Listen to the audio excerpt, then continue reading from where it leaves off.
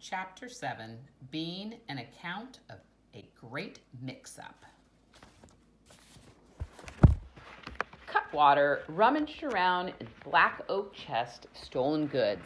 Handkerchiefs flew out like soiled white doves, worn shoes, ladies' combs, and a cowbell, and a junk heap.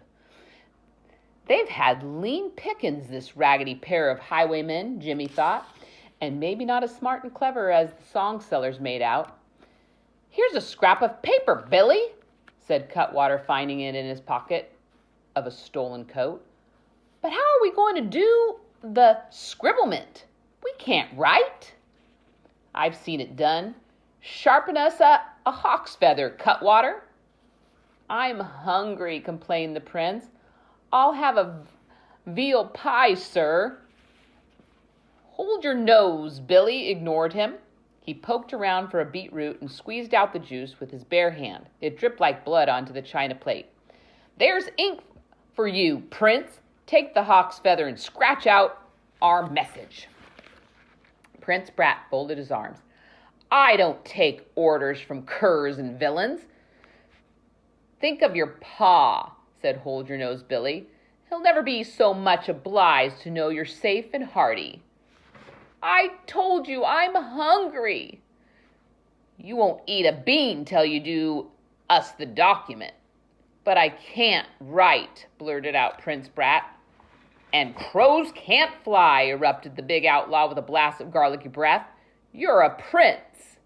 "Kings and such like are learned to write and read soon as they tumble out of the cradle. Don't think you can pull the wool over our eyes. Hop to it." "But I can't so much as scratch my own name." Jimmy shot a calculating glance at Prince Brat. His pesky hide hardly seemed worth saving, but the scheme had leaped into his head. He might be able to trick these mangy outlaws into letting the prince go, and Jimmy would be rid of Prince Brat once and for all. "Give me the hawk's quill. I'll write the words," he announced. "That's right." Prince Brat chimed in. "My whipping boy knows his letters. Fall to, Jimmy from the streets." "Hold on," said Hold Your Nose Billy, his sharp gaze flicking from one boy to the other. "This ignorant whipping boy knows his letters, and the royal prince can't sign his own name? Something's amiss here." "What you thinking, Billy?" asked Cutwater. "I'm thinking these lads have mixed themselves up to fluxums us." Jimmy lifted his chin arrogantly and tried to look at a prince-like as possible. "Nonsense.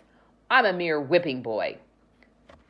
The big man rumbled up a laugh, showing a mouthful of yellow teeth. "You take us for bedrock numbskulls. Certain as eggs is eggs. You're the prince, the genuine straight up and down royal highness." Prince Brat's face turned red as a hot iron. "That ratty street orphan," he bellowed. "That lowborn." "Silence," Jimmy commanded. "Can't you see the game is up? They're on to us. Hold your tongue." "But I'm his royal highness." "Gaw," Jimmy thought. This haughty prince didn't have the sense of a gnat. Couldn't he see the plan afoot?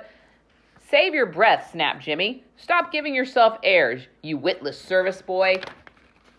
"Servant boy? Dare you address me?" "Bag your head," snapped Hold Your Nose Billy. "Give him a kick, Cutwater. If we hear another peep out of him—" "Hand me the hawk's feather," said Jimmy. "All right, my papa, the king." Chapter 8, The Ransom Note. Hold Your Nose Billy tilted the princely crown on his head. "What have you writ down so far?" Jimmy glanced up from the sheet of paper. "To the king's most sacred majesty, dear papa." "Aye, that sounds proper respectful. What else?" "Our captors are loyal subjects, but scoundrels by trade. Don't cross them." "Make that a mite stronger," said the outlaw, beginning to pace. "Tell him we're shameful, mean, and tough as a sackful of nails. Warn him we fear no gallows." Jimmy dipped the quill in the beet juice and continued scribbling. "I'll tell him you've got reserved seats in hell." "Aye, that's the ticket." Cutwater had begun gnawing away at a roasted pheasant, and his cheeks swelled out as if he had a monstrous toothache. "What about the king's soldiers, Billy?" Now the fogs lifted. They'll be following the lad like a trail of ants. Puts my spine a shiver. Faugh! Exclaimed Hold-Your-Nose Billy. Even rabbits get mucked up and lost in the forest. We're well hid, Cutwater. I'll warn Papa, Jimmy offered generously, that if you spy out a single uniform, you'll crack my neck like a chicken's. Prince Brat sat sullenly on a pile of moldy bed of straw. He glared icily at the whipping boy who had seized his royal title. And don't forget the reward, Billy, said Cutwater. We want the prince's weight in the gold bangers, right? Tell the king that, directed Hold-Your-Nose Billy in big letters. Now let me reckon out a safe spot to deliver the loot. Jimmy dipped the quill, but then paused. Gah, he thought, it's not enough to choose my words as if it were a prince. Show some high and mighty, Jimmy. Think like a prince. Dimwits, he flared up. Catchpenny rogues.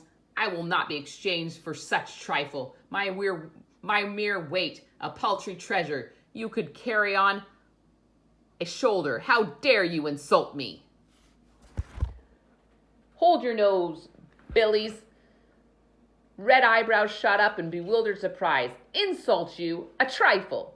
A prince is worth prince's ransom. The eyebrows lowered as quick as they had risen. No offense meant, lad.